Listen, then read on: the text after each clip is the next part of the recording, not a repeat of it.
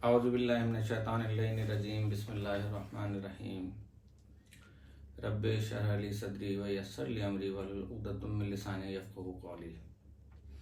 मेरे तमाम मुल्क के बासी और वो बासी जो गैर मुल्क में पाकिस्तान के इस्तेहकाम के लिए कोशिशें कर रहे हैं और वहाँ पर मेहनत अंजाम दे रहे हैं, और मेरे तमाम गैर मुल्की दोस्त जो इंडिया में हैं, वियतनाम में हैं, ऑस्ट्रेलिया में, जहाँ भी हैं, यूरोपियन ममालिक में, सबको मेरी तरफ से अस्सलाम वालेकुम और गुड मॉर्निंग।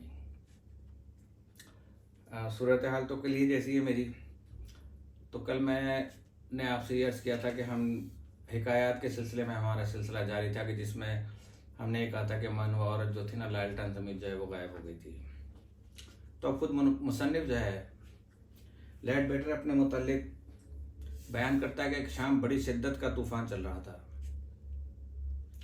और मैं मुंह सर लपेटे बाजार से गुजर रहा था कि पूरे ज़ोर से मेरे उस्ताद की आवाज़ मेरे कानों में पहुंची कि फ़ौरन पीछे हटो।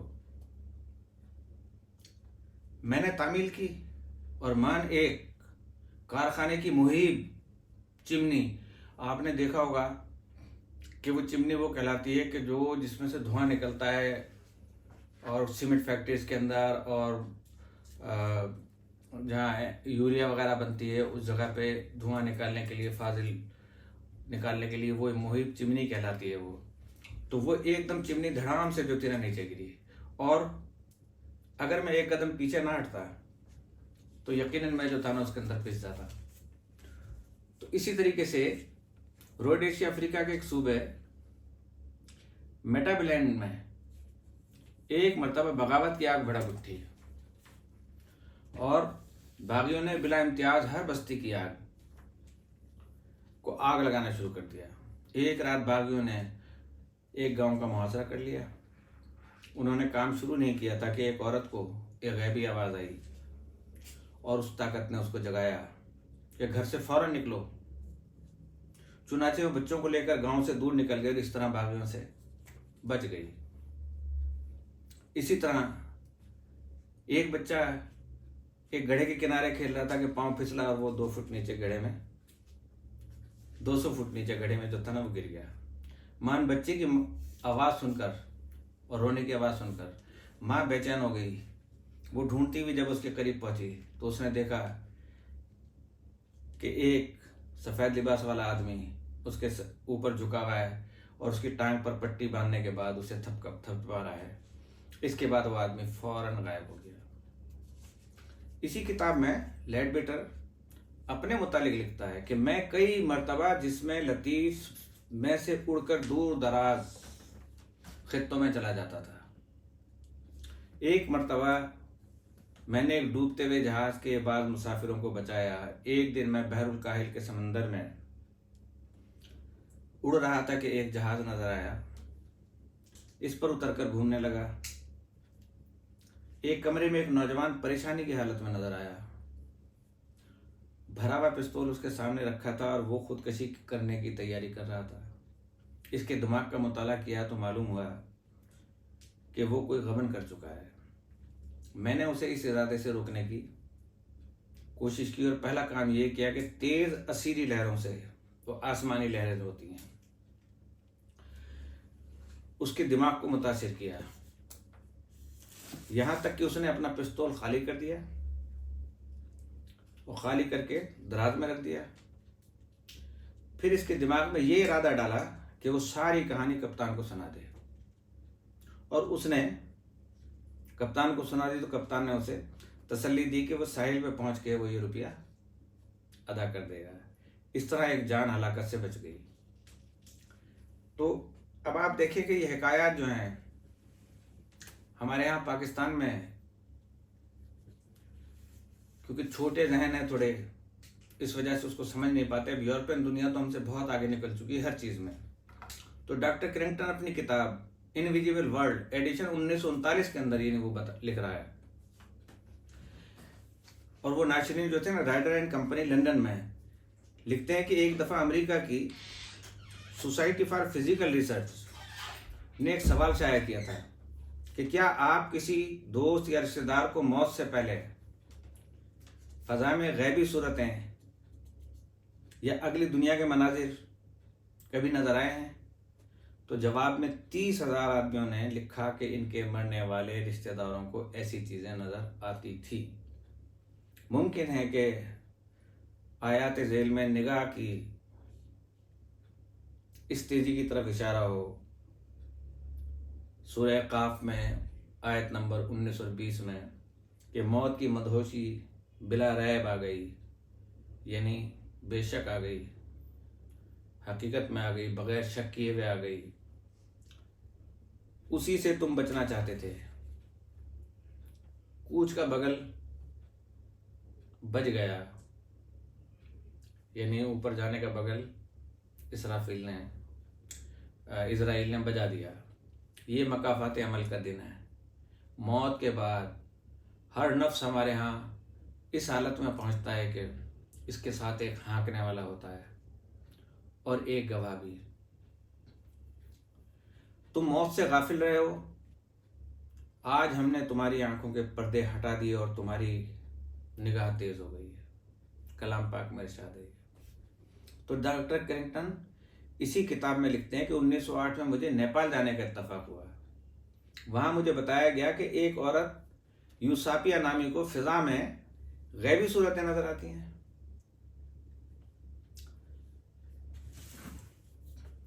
चुनाचे में चंद दिन अहबाब के साथ इससे मिलने गया। इसने बताया कि वो गैबी इंसानों में हर वक्त घिरी रहती है।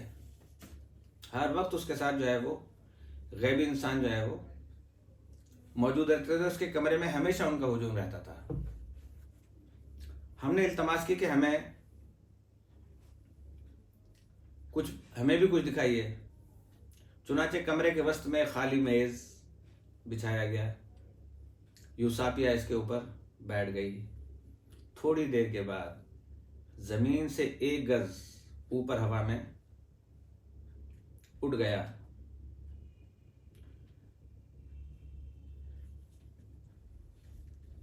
जो उसने टेबल बिछाया था, मेज उसने बिछाई थी। फिर आहिस्ता आहिस्ता नीचे आ गया। इसके बाद इसी मेज पर एक सत्तार रख दिया गया।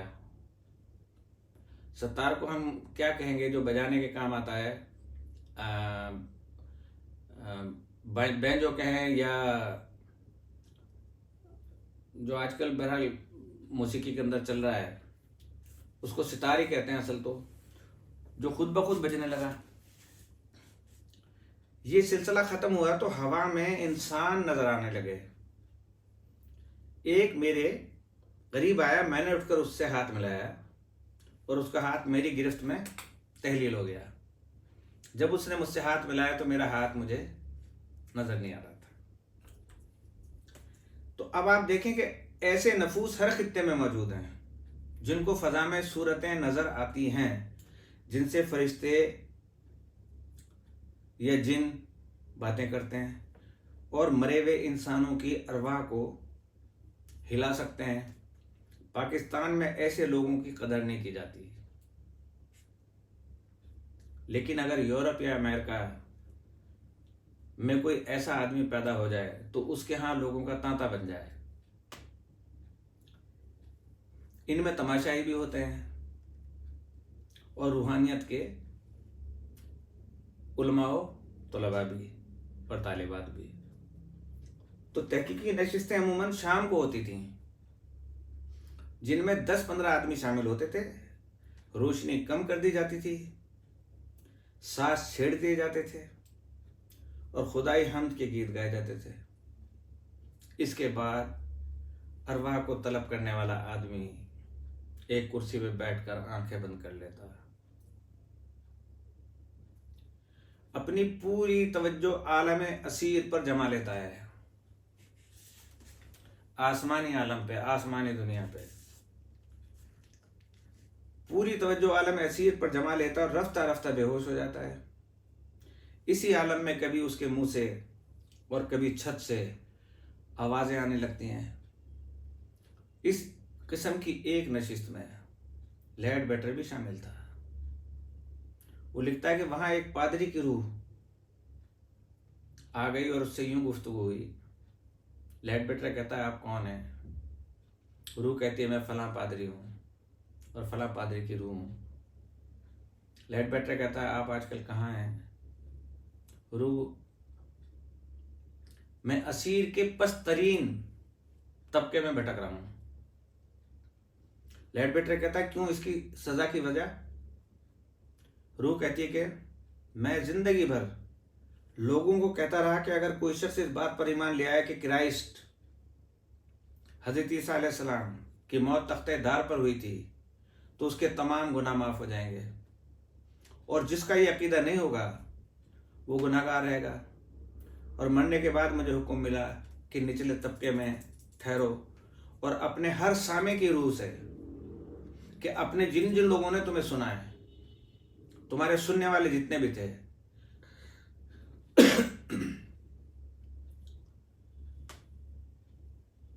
और अपने हर सांस की और अपने हर सामे की रूह से जब वो इस तबके से गुजरे, कहो कि मैं जिंदगी भर गलत वहस करता रहा, मैं जिंदगी भर आपको गलत बताता रहा। एक मर्तबा इन्हीं नशिस्तों में से एक तंग नजर और मुतासिब पादरी भी उसकी रूह से मुलाकात हो गई। वो उस वक्त भी यही कह रहा था कि सिर्फ मैं सच्चा हूं, बाकी सारी दुनिया गलती पर है। एक और रूह ने बताया कि इसको उस वक्त तक पस्त तबके में रखो जब तक उसका दिमाग सही ना हो जाए और आलिम में आला के काबिल ना बन जाए। एक और रूह ने बताया कि इसको उस वक्त तक पस्त तबके में रखा जाएगा जब तक कि इसका दिमाग सही ना हो जाए और आलम आला के काबिल ना बन जाए। ये किस में लिख रहे हैं वो? The master and the path, page number 161 पर। तो जनाब ये हिकायतें थी। अब डॉक्टर अलेक्जेंडर कानन के तजर्बात और मुशाहिदात क्या कहते हैं? डॉक्टर कानन जो है MDP, MMA, PhD, DFRG, London के शोरा आफाक तबीब और स्कॉलर थे और रूहानियत से गहरा शगफ रखते थे। इसी सिलसिले में उन्होंने हिंदुस्तान और तिब्बत का दौरा किया और अपने मुशाहिदात एक किताब द इनविजिबल इन्फ्लुएंस में वो कलमबंद किए। ये किताब 1933 में शाया हुई। इसकी मकबूलियत का यह आलम था कि जनवरी 1934 के 31 दिनों में इसके 8 एडिशन निकले उस किताब के। आइए उस किताब के कुछ वाकयात आप भी सुने। तो वो उसमें कहते हैं कि कायनात में बेशुमार मख्फी कुव्वतें और ताकतें मौजूद हैं जो हमारी ज़िंदगी को मुतासिर कर रही हैं। ये असरात अच्छे भी हो सकते हैं और बुरे भी। इस सिलसिले में मज़ीद मालूमात हासिल करने के लिए मैंने मशरिक़ का तवील सफ़र किया। हिंदुस्तान के साधुओं, योगियों, तिब्बत के लामों से मिला। जादू के करिश्मे, हिप्नोटिज्म के कमालात, रूहानी ताकत के मुजाहिरे, गैब बीनी, दूर बीनी और बेसिलसिला पैगाम रसानी के तमाशे देखे और वापस आकर ये किताब लिखी। आज दुनिया और आज की दुनिया तलाश सुकून में सरगर्दा है। ये सुकून कहीं बाहर से नहीं बल्कि मन की दुनिया से मिलेगा। ये दुनिया हुस्न, सदाकत, सुकून और जिंदगी का वतन है। क़ारीन की, नाजरीन की, हाजरीन की, सामईन की अक्सरियत शायद मुझसे इत्तफाक न करे और मेरी बातों को तवहमा समझे, लेकिन मैं ऐसे लोगों से बहस में नहीं उलझूंगा क्योंकि एक छोटे दिमाग वाला आदमी ज़िद्दी तबीयत का होता है।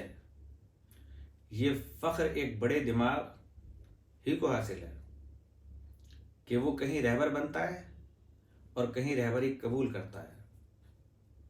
तो मख्फी असर क्या है कि तारीख में ऐसे बेशुमार अफराद का जिक्र है जिनके सामने सारी कायनात छलकती थी, और आज भी इनके इर्द गिर्द ऐसे लोग मौजूद हैं जिन्हें आप जी असर कहते हैं, यानी जिनके सामने सारा माहौल आदाब बजा लाता है, जिनकी तरफ लोग मुहिम्मात में रुजू करते हैं, इनसे मशवरे लेते हैं और मुआशरे में उन्हें अपना रूहानी लीडर मानते हैं।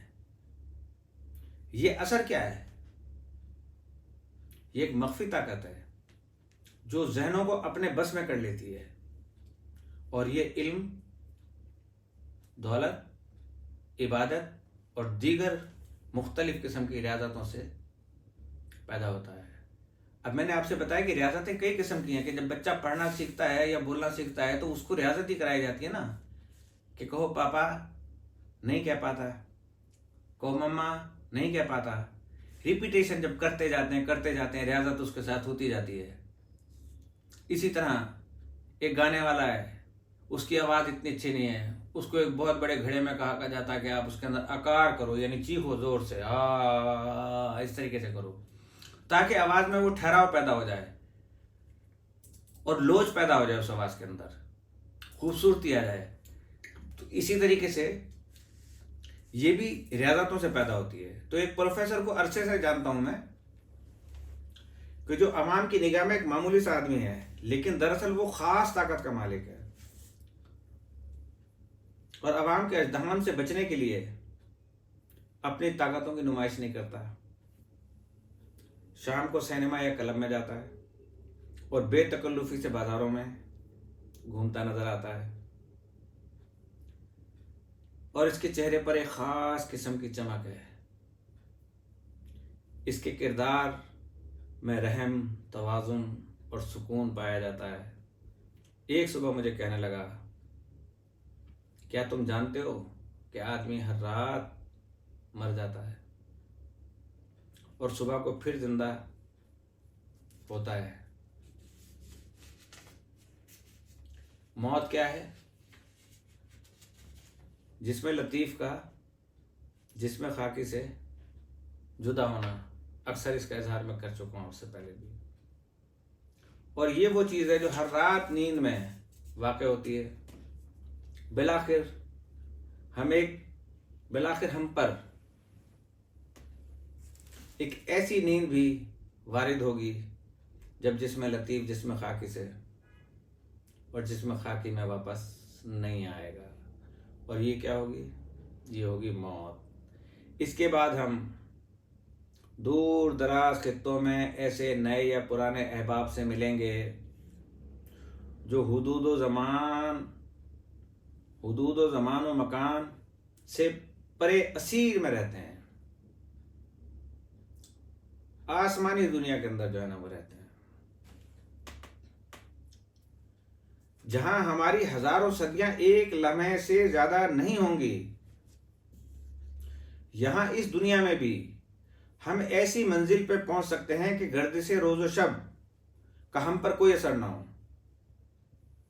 उस वक्त मेरी उम्र 100 साल से ज्यादा है जी। इस वक्त मेरी उम्र 100 साल से ज्यादा है, लेकिन मैं मुश्किल 40 साल का नजर आता हूं। इस बात का इस्ताहार नहीं देता कि अवाम मुझ पर पिल ना पड़े, उसके ऊपर जो है ना वो अपने आप को इतना मशहूर नहीं करता है कि अवाम जो है उसके ऊपर जो है वो झमघटा डाल रहे हैं। तो दरख्त का फौरन सूख जाना जैसे है। आपके इल्म में है कि हजरत मसीह ने इंजीर का दरख्त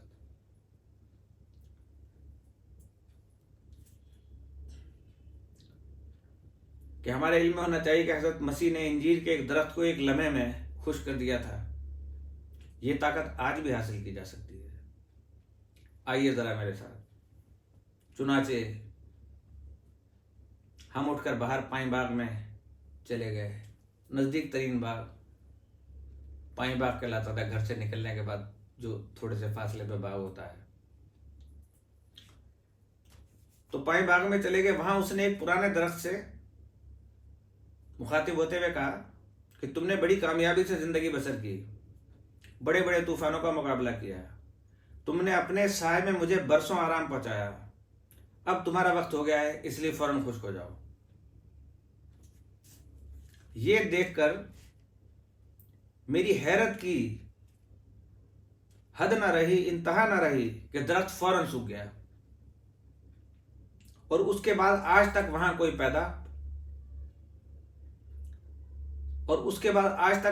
पौधा पैदा नहीं हुआ। उस वक्त मेरे साथ कई और आदमी भी थे। सबने करीब जाकर दरख्त को छुआ और अच्छी तरह छुआ और देखा भाला कि इसमें जिंदगी की कोई रमक बाकी तो नहीं है।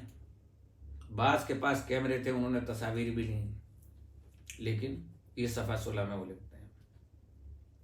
अब जादू जो है, इस पर भी मैं अक्सर आपसे गुफ्तगू कर चुका हूँ कि मशरिक में बाज ऐसे जादूगर रहते हैं जो सिर्फ अपनी कुव्वत इरादे से दुश्मन को हलाक कर सकते हैं। उनका तरीका यह है कि अपने आप पर आलम महवियत तारी कर लेते हैं और उसके बाद जो है ना मौलिक ख्यालात और तजावीज़ की एक लहर इस शख्स के दिमाग में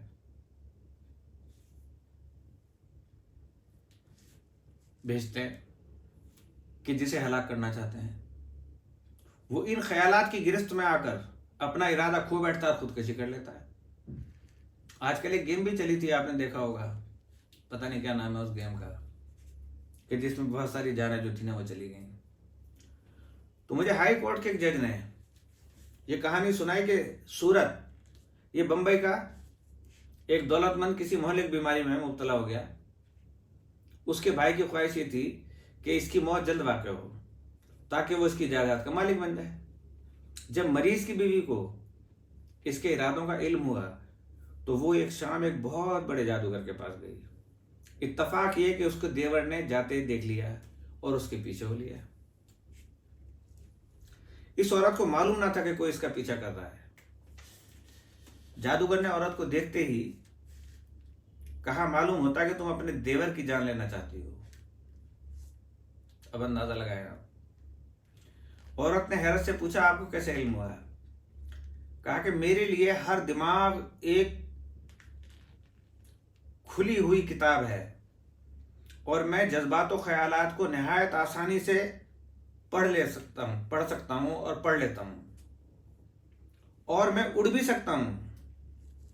क्या तुम अपने देवर की मौत चाहती हो?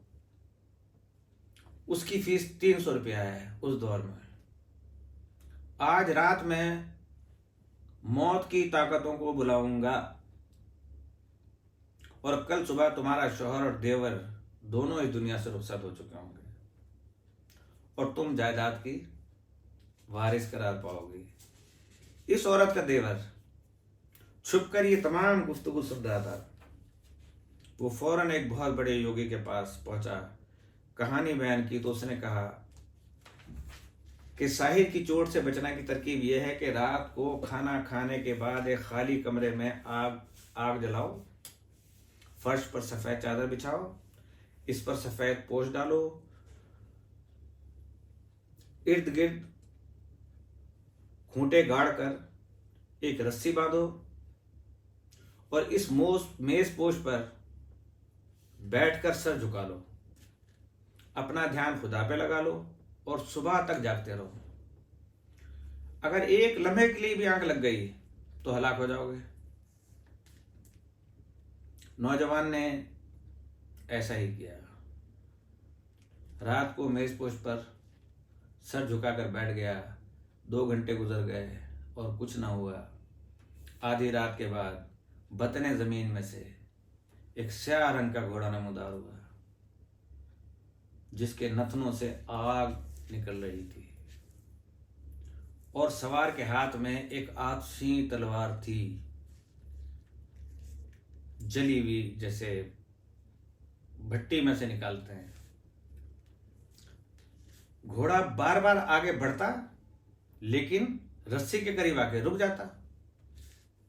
ये कश्मकश सुबह 3 बजे तक जारी रही। इसके बाद वो घोड़ा बतने जमीन में गायब हो गया। और इस नौजवान के तमाम बाल खौफ से सफ़ेद हो गए। तो सुबह के वक्त तमाम अखबारात में यह खबर शाया हुई कि फलां जादूगर अपने बिस्तर में मुर्दा पाया गया। इस योगी ने इसकी वजह यह बताई कि जब कोई जादूगर मौत की ताकत को बुलाता है तो वो नाकामी की सूरत में पलटकर जादूगर पर उल्टा वार करती है और उसे हलाक कर देती है। बादस तहकीक पता चला कि जादूगर की मौत सुबह 3 बजे वाक़ हुई थी। तो अब आपने सुना इन हकायात को, हम कल इंशाल्लाह इसी को जारी रखेंगे। टाइम काफ़ी हो चुका है और पैगाम रसानी का जो है वो जो वाक़यात हैं उसके बारे में बताएंगे। और जल्द अज जल्द हम अपने इस मौजू को ख़त्म करके इंशाल्लाह ताला, ये एस्ट्रल वर्ल्ड ही चल रहा है, असीरी ताकतों का ही सिलसिला चल रहा है, रूहों का ही सिलसिला चल रहा है। रूहों पे मज़ीद इंशाल्लाह बात होगी। तो मैं अपने तमाम अहबाब से और अपने तमाम सुनने वालों से गुजारिश करता हूँ मुझे सब्सक्राइब करें, ज़्यादा से ज़्यादा मेरी वीडियोस को शेयर करें अपने अहबाब और दोस्तों से, और कम्युनिटी में कहें, मेरे प्रोग्राम को सुने। कामयाबी से मैं अभी 50% दूर हूँ और ये सब कुछ आपके ताउन से मुमकिन है। और मेरी कोशिश है कि मैं आपको अच्छी से अच्छी चीज़ें पहुँचा सकूँ, क्योंकि मैं देखने वाले जो हैं और सुनने वाले जो हैं वो हमसे ज़्यादा होशियार होते हैं, वो हमसे ज़्यादा जीनियस होते हैं। हमसे ऐसे ऐसे सवाल पूछते हैं कि हमारा दिल चाहता है कि वो हमारे करीब होते तो हम उनको अपना दोस्त बना लेते। बिल्कुल कि हमें ऐसे ही जहनों की ज़रूरत है। तो मैं आपका बहुत शुक्रगुज़ार हूँ कि आप लोगों ने मुझे सब्सक्राइब किया है और इंशाल्लाह करवाएंगे। लिहाजा इस दुआ के साथ आपसे इजाज़त चाहता हूँ कि अल्लाह पाक हम सब की जानो मालो, ईमान और इज़्ज़त व आबरू की हिफाजत फरमाए, हमारे बच्चों को नेक बनाए, जो मकरूज़ हैं उनका कर्ज इस मुबारक महीने में ख़त्म कर दे, जो बीमार हैं उनकी बीमारियाँ इस मुबारक महीने के सदक़े में अल्लाह पाक उनको शफ़ाए कामिला व आजिला और बाबरकत तूल उम्र अता फरमाए, और हमें नेक हिदायत दे। जहाँ जहाँ मेरे मालिक की और मेरे खुदा की मखलूक आबाद है, किसी भी किस्म की जो भी मखलूक आबाद है, अल्लाह पाक तू उनकी इमदाद फरमा।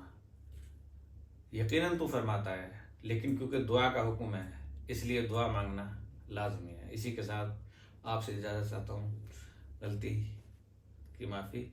अस्सलामु अलैकुम वरहमतुल्लाहि वबरकातुहू।